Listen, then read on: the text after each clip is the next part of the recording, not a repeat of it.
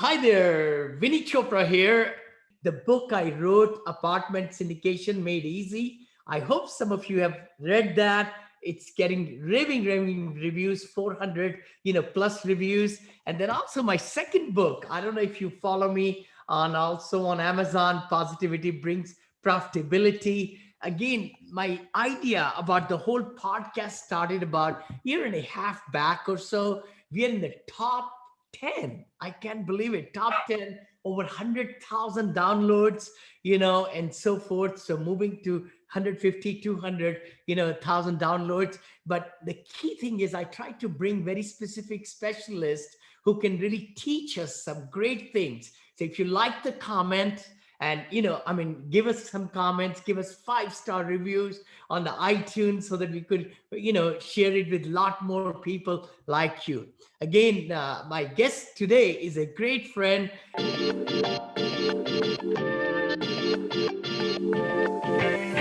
My guest today is a great friend, David Monroe, CCIM, and a great investor who has really done from Mobile, Alabama. And we're going to check into and see how to find these markets where you want to invest in multifamily, in commercial real estate, what kind of places to go. All those things will be covered in this episode. So chime in. Hi, David. How are you, brother? Good, Vinney. How are you? Thank you for having me today. Awesome. Thank you so much for coming the other day on the Mastermind Inner Circle, and you added so much value to all my students, and so on. And just to formally introduce you, David, you're a multifamily investor, a broker, and a consultant, and specialize in market analysis, demand and supply analysis, market cycles, feasibility analysis, and teach all that also as a CCIM instructor, and after tax savings and strategies. So your passion is so much very synchronized to what I've been doing for 14 years, buying in the emerging markets, and so far I've done all right. That's good. So share with us, how did you get started, and how would you like people to approach this after COVID world now, 2021? We are taping it in March, middle of March or so. Yeah, thank you, Vinney. So when I was going through my CCIM core courses to become designated, one of those courses was CI 102, which is market analysis. And in market analysis, they teach you what's called the strategic analysis model, where there's 4 legs to a stool, and the center of that stool is really your decision criteria that you create in order to make a go, no-go decision on a property. And the 4 legs of the stool are market analysis, which I think is one of the most important of the entire stool. Location and site analysis, which is the area around the property and then the site itself. The legal and political analysis, which, we hear about the term NIMBY, not in my backyard. So some of those legal aspects, zoning, things like that. And then all of that will give us our inputs for our financial analysis. And, we like to start back of the napkin and say, okay, is this something I want to take a look at? But until we do the rest of the market analysis, the location and site, and the legal and political, do we have the inputs for the financial analysis in order to do a good 5-year, 10-year pro forma? I prefer 5 myself, but, some people think they can see 10 years into the future. I have a hard time seeing 5 years, let alone 10. So it all starts with that strategic analysis model. And one thing I recognized when I was going through CI 102 was, oh, wow, this is the one course. The rest of it's all financial modeling. It's all numbers. It's all plus minus this, that, times this, divided by that gives you this, a couple of algebraic formulas for IRR, net present value, things like that. But it's all numbers. It's all objective. Yep. Well, market analysis is subjective. And I started thinking about it, and I was like, you know what? This this is where we make money in real estate, is in market analysis. The financial analysis is just a product of the market analysis. The market tells us what we can make in this investment. Unless we know what that market is saying, we really don't have any idea other than past performance. Yeah. And I don't know about you, but I'm not investing on past performance. I'm investing on future. Yep. And so we have to be able to calculate how we see in the future. And it is a mathematical formula. And luckily, it's just a bunch of pluses, minuses, division and subtraction. It's easy stuff. There's no big algebra to it. And we talked about that pretty extensively in your mastermind group. Yes. But that's how I got started. I recognized that 102 was the key. So I started really focusing and learning and trying to understand more and more the economic base analysis and determining future population and being able to identify those emerging markets. And after I got designated and they were looking for instructors and I applied to be an instructor, they asked, well, what course you want to teach? Well, of course, 102, which was market analysis, was a fit for me. So that's how I got going. Awesome. Awesome. Wow. So on the macro level, what would you say if an investor is looking at a property, let's say, 50 units, right? In Mobile, Alabama, let's say. So how would they go from macro to micro to local, specific? How would you do? It all starts with jobs. Okay. And not just any job. And so the way I explain this, and I explain this pretty good in the free webinar that I do pretty consistently, is you want to look for what are called export sector jobs, whether the jobs are leaving or whether the jobs are coming. But you have to be able to identify what is export sector. So what I like to do is I like to show a bucket of water, and that bucket of water has a hole in it somewhere about 2/3 of the way down. So water's leaking out of it. Let's call that bucket your local market. And the water inside your local market is money, which is circulating inside that market. The hole that's in the bucket, that's the leakage for the money that goes outside your market. So when you work in the market, you get paid. And then I go in the market and I pay for things, my mortgage, my utilities, groceries, clothes, vehicles, things like that. Although I may buy my vehicle outside my market, depending on how small of a market you're in. But where you're really spending money outside your market is when you go to the Smoky Mountains on vacation. If it's in the fall, everybody loves the fall colors on the East Coast and the Smoky Mountains, or down to the beach during the summer. Whether you're in California, whether you're on the East Coast, whether you're on the Gulf Coast, or heck, for that matter, whether you live in Ohio. When I was vice president of a helicopter company in Myrtle Beach, the number one tourist that we would get would be from Ohio.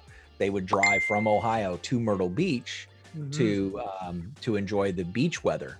Yeah. So they're not spending money in Columbus, Ohio. They're driving to Myrtle Beach and they're spending money in Myrtle Beach. That's leakage. Well, how do we keep that bucket full so that we either have, a level market? So if the money's just circulating inside the market, but you got enough coming in the top that it equals that leakage and we have an equal market, or what we call a stagnant market. The way we keep it full and overflowing is from export sector jobs, otherwise known as basic jobs. So basic jobs, you really just follow the money. And I like to use the example, well, if you wanted to use Mobile. So in 2015, Airbus, or was it 13? I don't remember.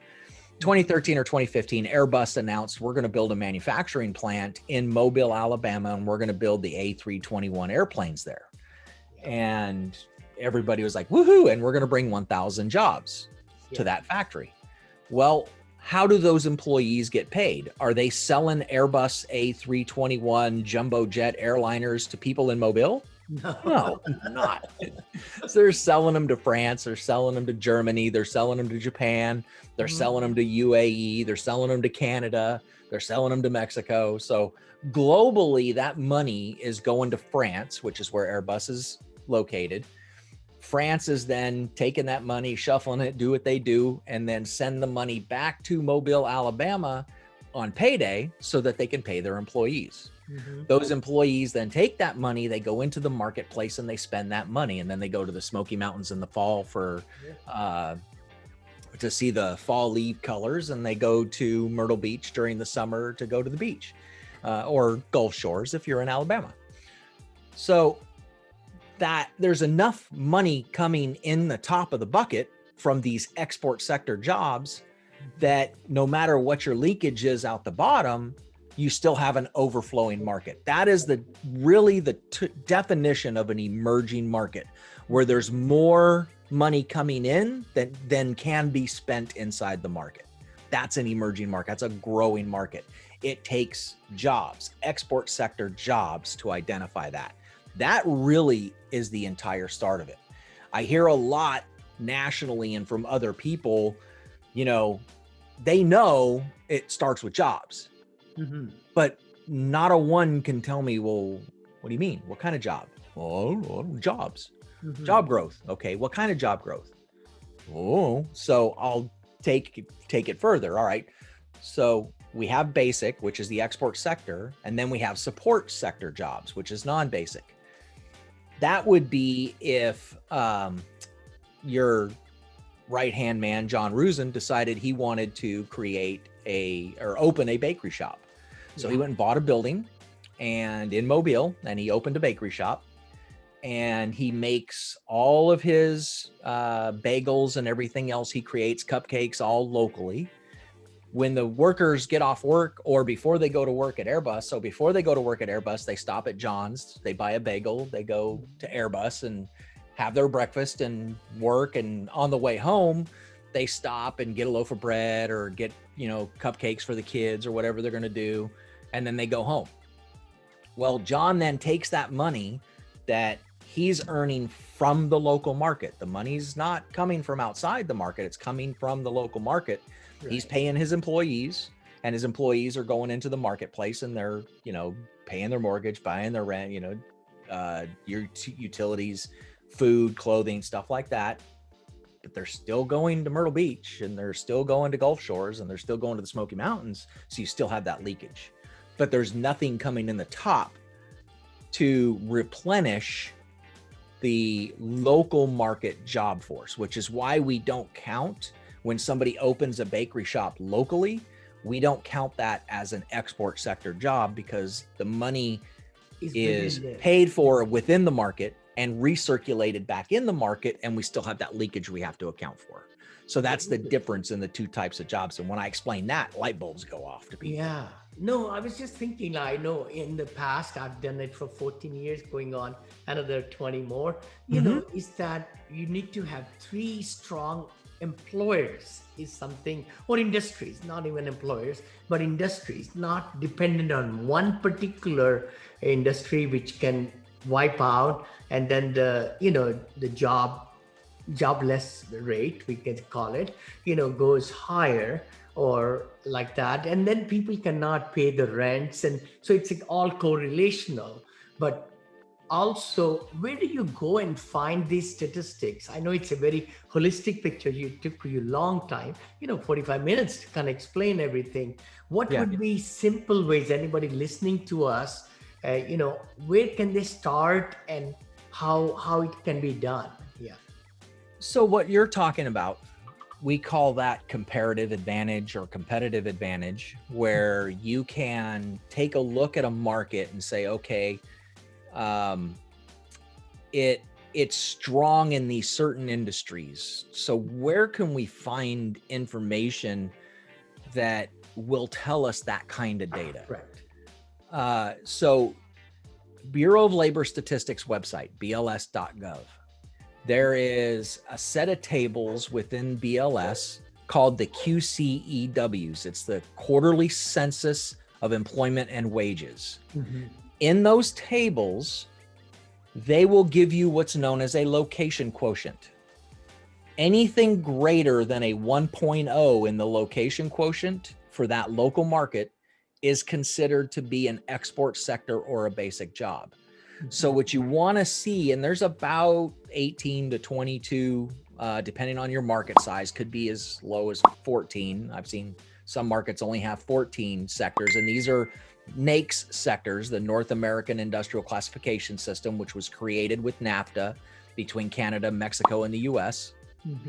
And these NAICS sectors will identify where your export money's coming in. And those are the ones that you want to look at and make sure you have no job losses in those sectors and that you have job gains coming in those sectors. And that, like you said, so if you've got manufacturing, like Mobile's very heavy in manufacturing.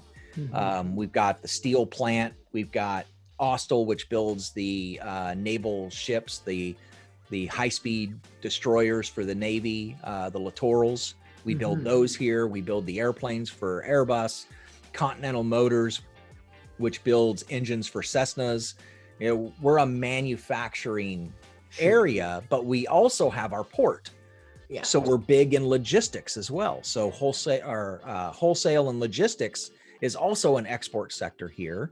And we also have a major hospital system here with a teaching hospital, a women and children's hospital. So we have 3 industries, medical, manufacturing, and wholesale and logistics that would equal what you're talking about, kind of like a trifecta thing, where there's some balance that can happen. A lot of cities will have IT, like Austin has IT, they have manufacturing, and they have education, which are real big in Austin. That's their 3. For Charlotte, you would have, and most have manufacturing, but Charlotte would have IT, financial and insurance services, and you know, I don't know another one, but there's probably 3 or 4 more in Charlotte. But those are the big ones. So it's easy to identify when you look at that location quotient. And here's what I'll do. I'm going to, since we're recording this on Zoom, I'm going to throw a link into the chat that you can share with your listeners. That'll be nice. That'll be wonderful. That will take them right, because those tables are hard to find if you don't know what you're looking for. So let me pull that up, grab this, hit copy, chat. Where'd it go? There it is. Paste and enter. All right, so there's the link. And the big one you want to go to when you come to the quarterly census of employment and wages for the Bureau of Labor Statistics is under NAICS Industries by Geography, NAICS Sector 1 area. So it's item number 7, and then just search for your market. That's all you have to do. Fabulous, fabulous. No, that's very exciting, very exciting. You know, now I think that's so true. That's what I always have felt, that once you are able to determine the market, local market, and then you go into the path of progress, you also want to see which direction are the new industries, new jobs are coming, or new, could be anything, right?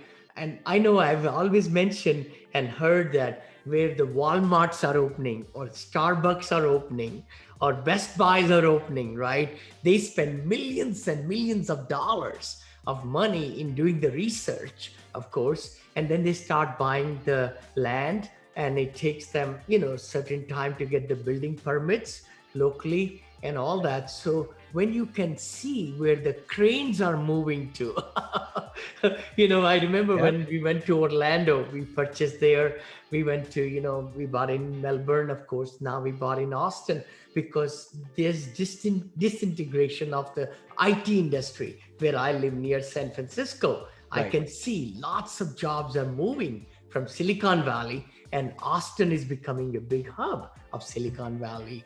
How do you say about also the transportation companies? Do you look into those also, David, as you do market analysis, where the jobs are moving to? Yeah, so there's 2 specific sites that I look at that will give you the migration patterns in the US and like you Yes. said, transportation. So they're moving companies. Yes. One Yes. is North American, Yeah. and the other is United Van Lines.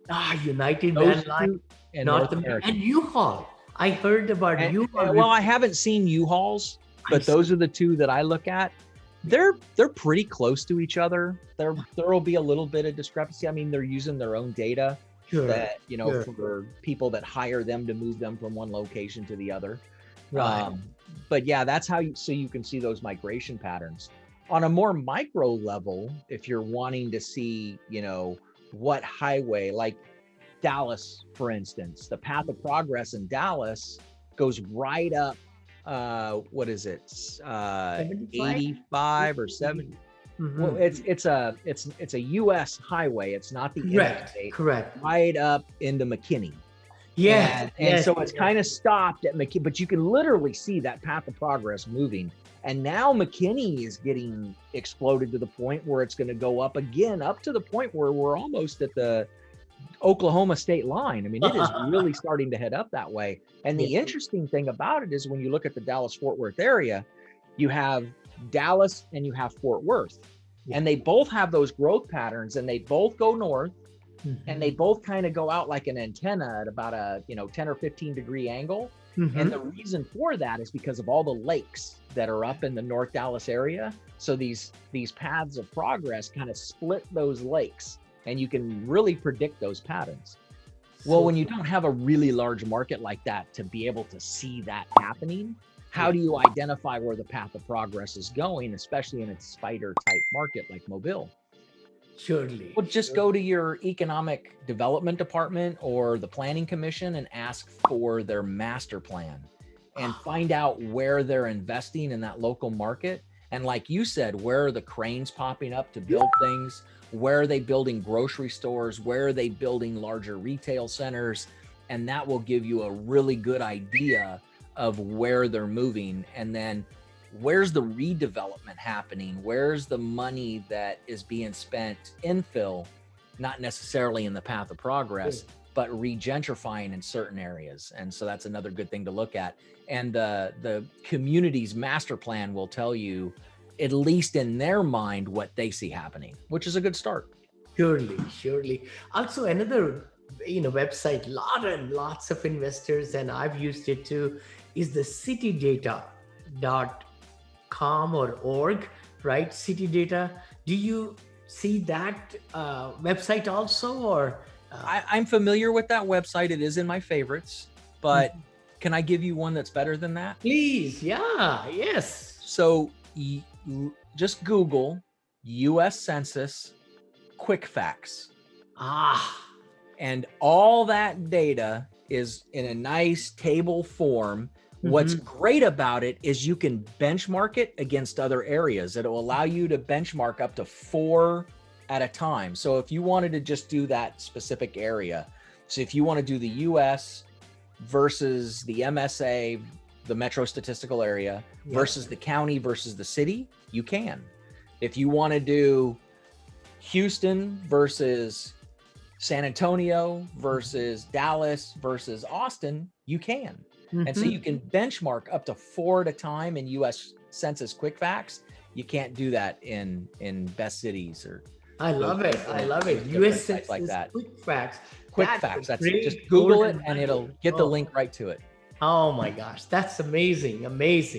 David, what else comes to your mind if you want to kind of share? I know you have some courses too. How can people reach you? Yeah. Oh, see, now you're just being too kind. No. I appreciate that. So I do have a course on how to complete an entire market analysis. It's 3 lessons. Each lesson is, well, it's really 4 because the first one starts with my free webinar like I showed you guys. That gets you your current data, your current demand. From there, you need to go figure out what your future is going to be. And once you get your future population, you can then come back to that current demand, add what your future population is, and then be able to fill that out again for your future demand. So that's how you do a full market analysis. It's called an economic base analysis. and I go through and show you step by step how to do that entire process. It's about 6 hours of training, 4 videos. And after each one, when you watch it, nobody does this. And I get criticized for doing this, but you then set an appointment with me because you can't absorb all this on your own. It's just too much. I will get on a Zoom call with the student one-on-one, and we'll go over everything that they've just watched in that video, make sure they understood all of it, answer their questions, and then make sure they understand the homework before they watch the next video. Because at the end of it, if you follow the whole process, pick any market in the country, you will know what the future multifamily demand is in that market in the next 18 to 24 months, and then just rinse and repeat. I love it. I love it. So you can, I don't have that link really published anywhere on how to get to that webinar. I just post it every once in a while to different places. I will post that one. You, anybody who wants to reach, I know you're on LinkedIn. David Monroe, CCIM.com. Yes. Very easy to get a hold of. And I have a calendar on there. You can just set up a time with me. We can talk about that. We can talk about anything else. I enjoy talking to people, and I build strategic relationships with folks like Vinney and other syndicators. We can talk about that too. I love it. I love it. David, no, I mean, it's very impressive, how you have, put together this whole program so that you could look into the market. I mean, we are talking about millions of dollars for properties we are buying. We are getting on loan, and there is definite need for finding, is this the right market? Is it the emerging market? Not to blindly just, go after an area. What a news article told you. Yeah, so true, so true. So no, this is very exciting. Any last comments you'd like to share with the audience? What couple of more nuggets? Honestly, census quick facts is a big nugget. That's a big one. Getting access to BLS, that's another big one. I just pasted my webinar recording in your chat. Oh, so good. Okay. They can go and look at that, and then that will explain how to get to my training. So at minimum, go watch that recording, because that will at least give you an idea of how to do the demand, your current demand in your market right now. That is a really, really big, important thing. And when you're looking at something like CoStar or Reese or any one of these supply side data, the biggest thing you can look at right now to see how a market is doing currently, doesn't give you your future look, but will tell you what it's doing right now, is look at the number of units that are being delivered versus the number of units that are being absorbed. That is a key indicator on what a market is doing. If you're delivering, like in Dallas is delivering, 10 to 20,000 units a year. If they're only absorbing half of that, they're not keeping up with the inventory that's being delivered to the market. Their vacancy is probably ticking up. Their concessions are ticking up, and of course their vacancy and their rents are probably now starting to tick down because of it.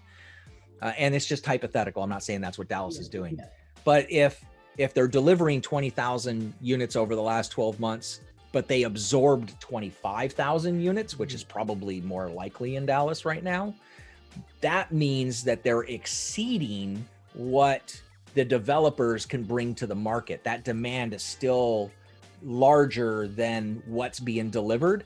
That's the sign of a very strong market still as we speak right now. Mobile's like that, much smaller numbers. We delivered 565 in the last 12 months, and we absorbed just a little over 1,000. So almost double what we delivered. That's a sign of a really strong market. And our vacancy has ticked down almost 4% in that same period. Excellent. So that's the last takeaway is look at your supply. It's a great indicator of how the market's doing right now. Beautiful, beautiful. Thank you so much, David. It's such a pleasure to have you.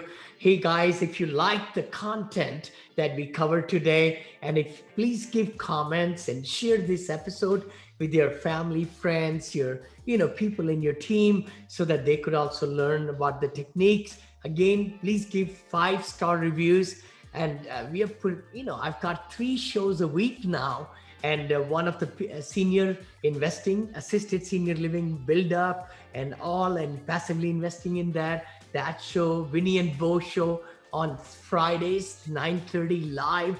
We go on 7 channels now, all over in YouTube, LinkedIn, and then Clubhouse on Thursday at 3 p.m. We do it 1-hour show for Clubhouse also now, 3 p.m. And then, of course, Apartments Made Easy, this show, and then Mr. Vinney, Mr. Smiles Motivation Show. We got shows all over. So please like, comment, share.